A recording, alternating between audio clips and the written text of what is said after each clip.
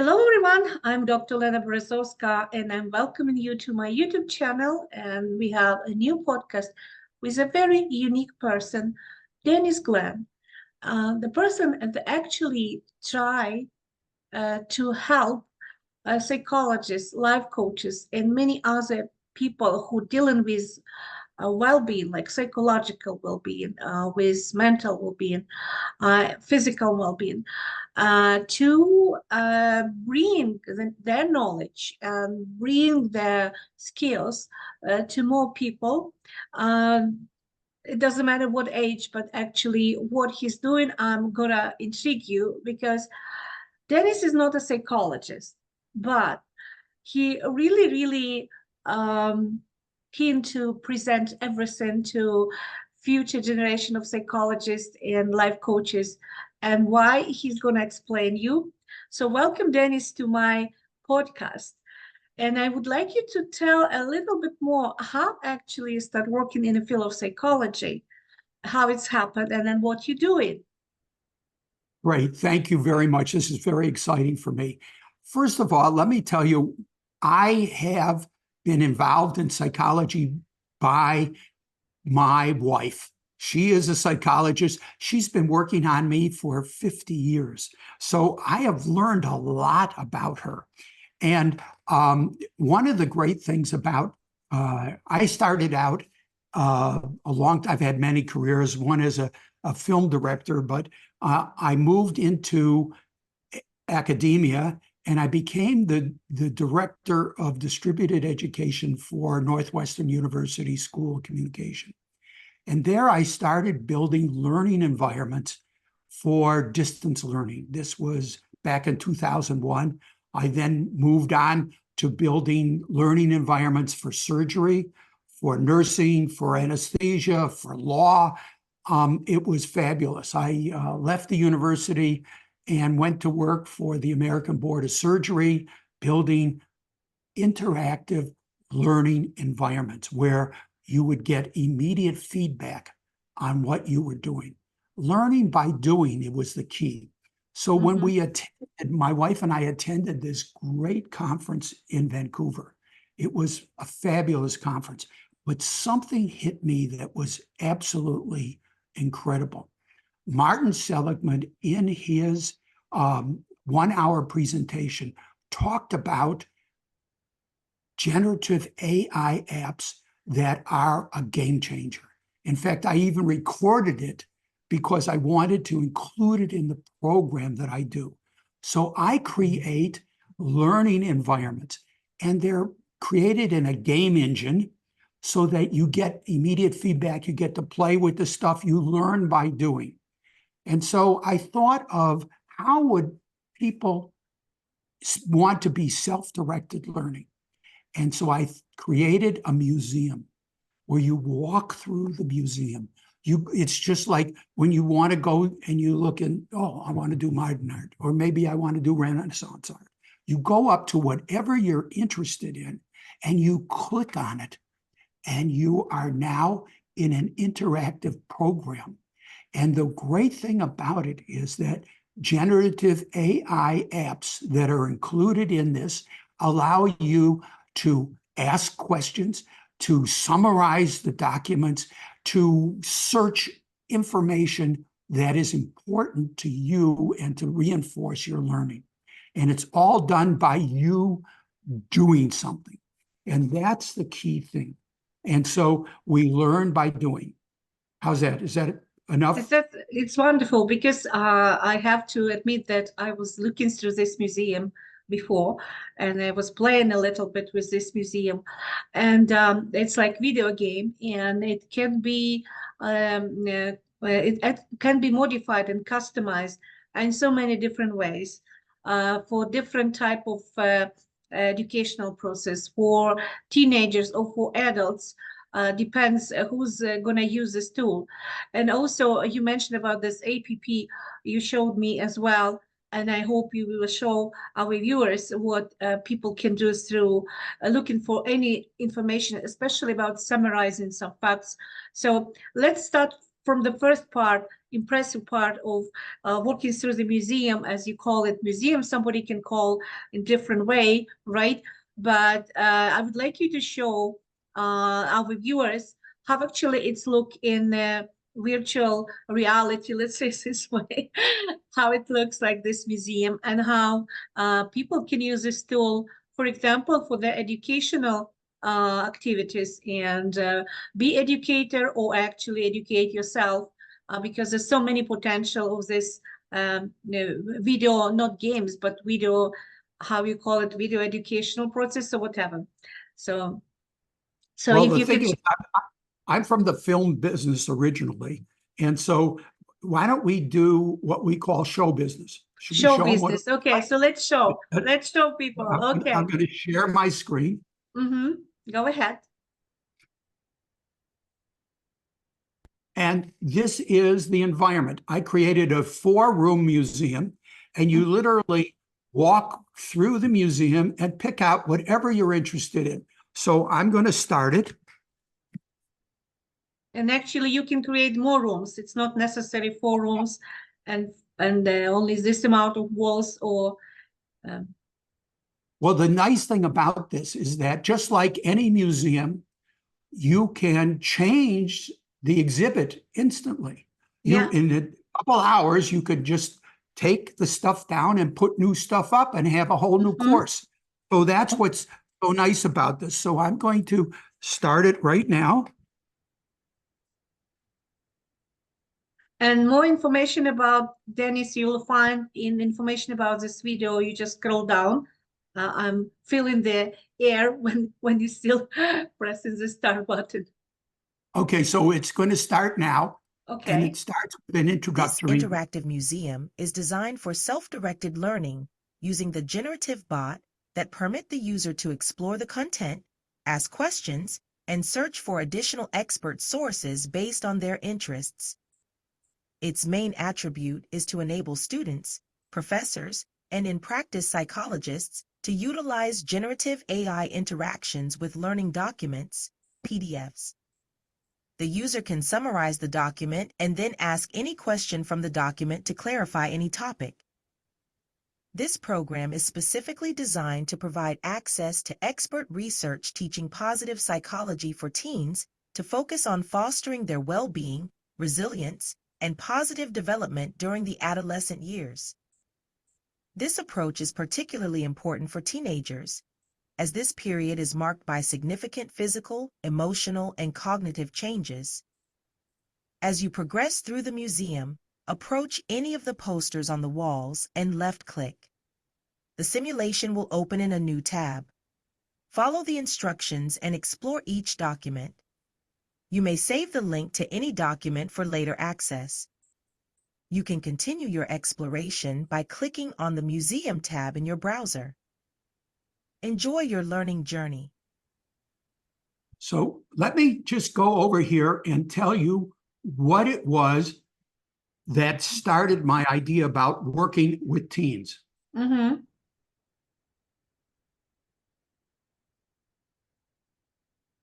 This is a short little video. So I've been asking myself, is there a killer application that will elevate positive education? The notion that we can teach well-being in schools and people will have better lives and get better grades and the like. Is there something we can do that would accomplish that? And the answer is yes. The world is very conscious of how badly teenagers are doing right now. Now, one of the things I'm almost certain about from teaching positive psychology and observing the effects of positive psychology courses is merely having a 12-week course on well-being raises people's morale. It decreases depression, it decreases anxiety, and it increases productivity and grades and the like. This needs to be done in high school, needs to be done roughly at age 14 or 15, the freshman or sophomore year in high school. I'm confident it would work, and people will notice that. And I think in education, with a demonstration that this stuff really works, on a major problem, positive psychology will more than pay for itself. There's very good news about the world of work and well-being. And if Yukun, Zhao, and Abby hadn't come along with AI, I would have said what I'm about to tell you is the most exciting thing I've heard lately. So that's what started me thinking about building a course for graduate students, psychology students, professors, build an environment where they can put in information that can help their students search. Now, I'm going to kind of walk through this museum very quickly and just show you some stuff. Here is a gentleman from I'm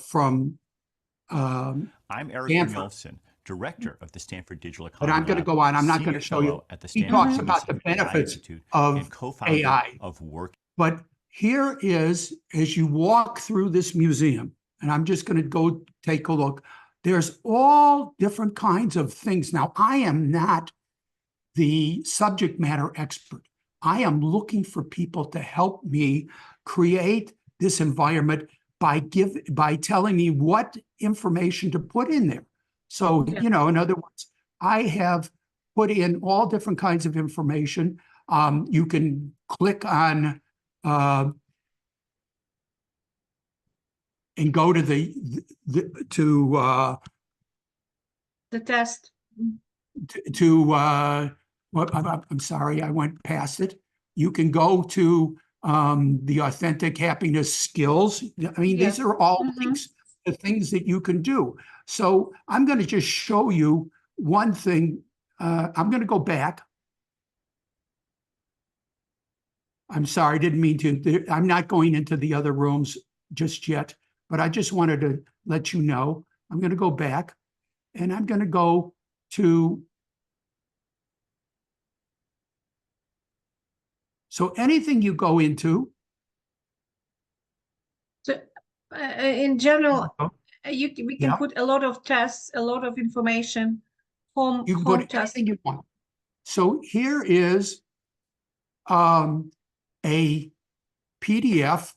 And by the way, I only use PDFs because I limit the ability of the program. So here I've got to move my there out of the way. So this is the second part. The second part of your work, or when we mention that people can read articles on psychology or related to psychology, psychological condition, and also have some summary instead of reading entire PDF article, right? And right. So they can summarize it first. So what it's doing now, it's summarizing this PDF. And I use PDFs because I want to limit the ability of the student to stay on the content that I want them or the professor wants them to work with. So what this does is this is summarizing it, and then I can go in and ask any question I want from the information that's in there, and it will then give me more information about it. So what it is that what has happened in the education environment now since COVID is that there's a lot more online courses. And so you're not in a classroom where you can get immediate feedback. Now you get immediate feedback on any of the questions that you want about the content that you're studying. Do you see what I mean? So I can, let me see the development of, so I'm going to just ask, what is PERMA? And I'm going to go here.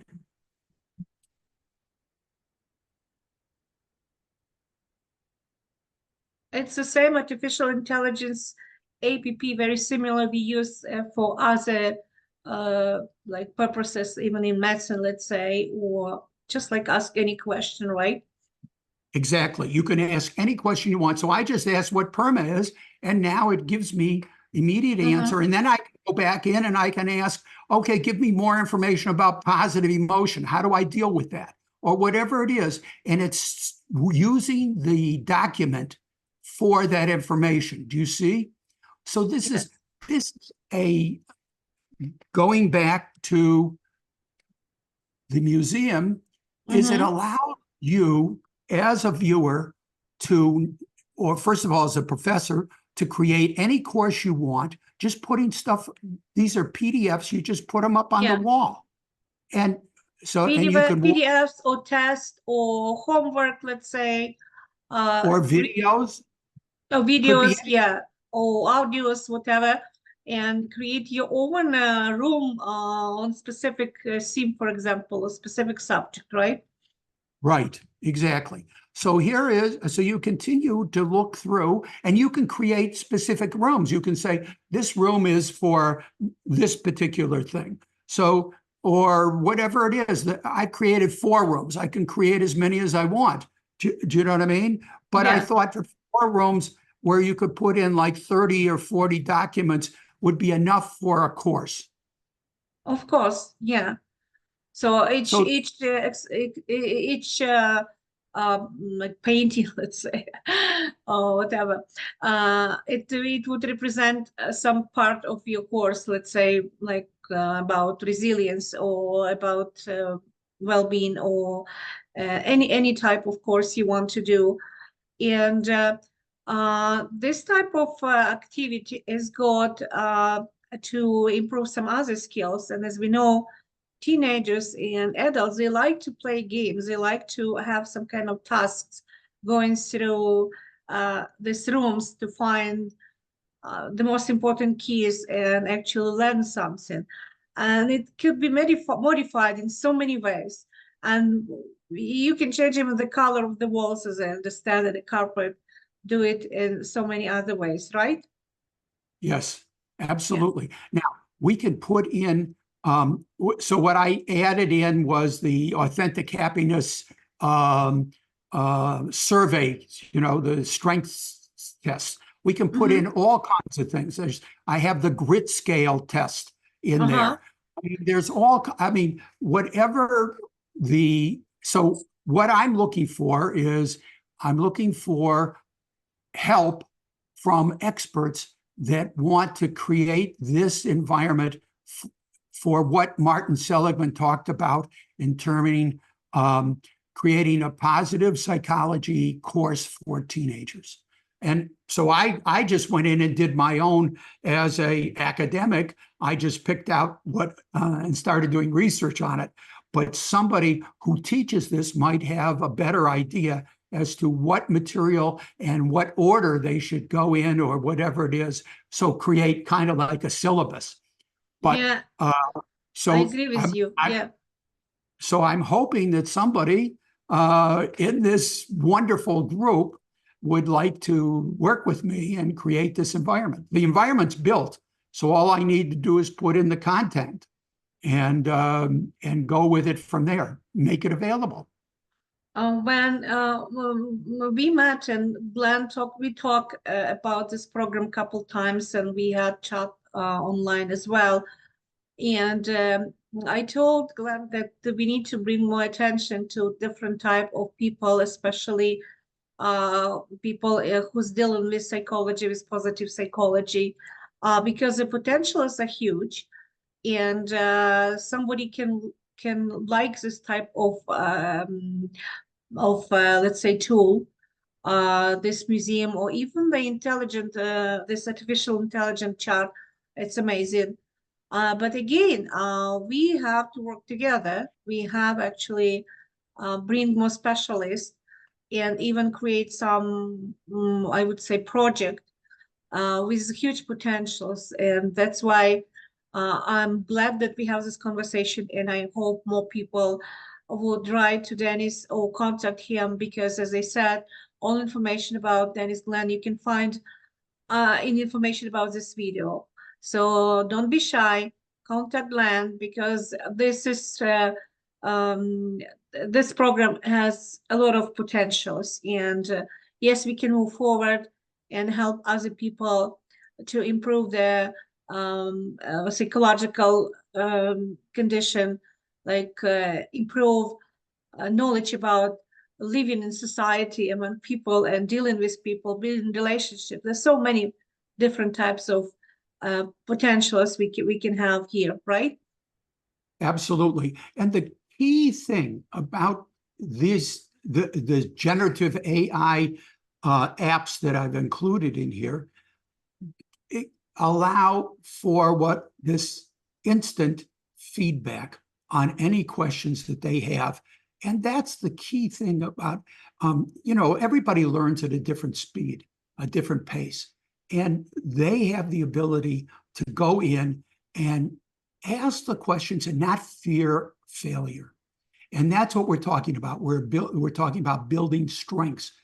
And that's the wonderful thing about it, is that nobody knows what you're doing. You're doing it as many times as you want. You ask as many questions as you want. You get feedback. You could dive into the research and learn at your own pace. And that's critical.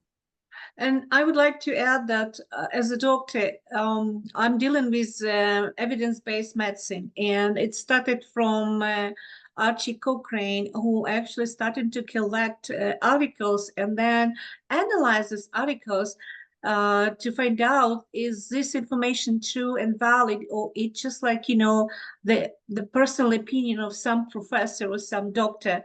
And in this way, we got this evidence-based medicine. It's growing.